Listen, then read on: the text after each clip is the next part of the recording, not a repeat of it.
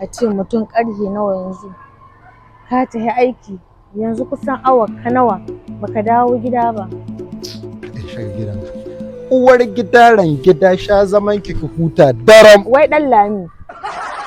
Ɗan Lami don Allah in tambaye ka ƙarfe nawa yanzu.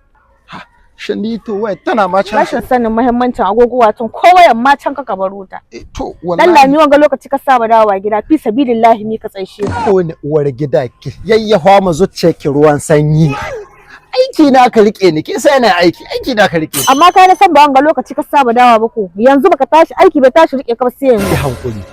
Aiki na rike ni. Aiki na ko. Ya hankuri. Yayi. Shiga daga cikin uwar gida. Yayi. Sha zaman ki ku huta uwar gida mu shiga daga cikin. A few moments later.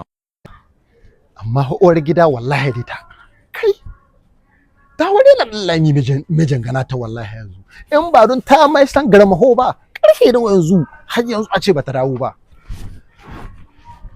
to Allah ke taho nan ina za ki cikin gida kamar ya ina zanna karfe nawa yanzu bake dawo ba na ba gida na to ba karfe nawa bake dawo ba karfe nawa yanzu wai shin wai lokaci ne anan kana dibi shi na kadibi karfe nawa har yanzu bake dawo ba ina jira ki saran ka cikin inuwa yanayin aiki na yau ta kama haka nan to wallahi yanayin aiki tsaishe ni shi yasa kaga na kawo ga lokaci ina ganin mata ga tahina gaskiya haka ta to shikenan babu matsala ina ga haka na taka ji kenan in ne latti to zan gyara insha Allah kai bari ma ga nan zuwa yanzu ni ma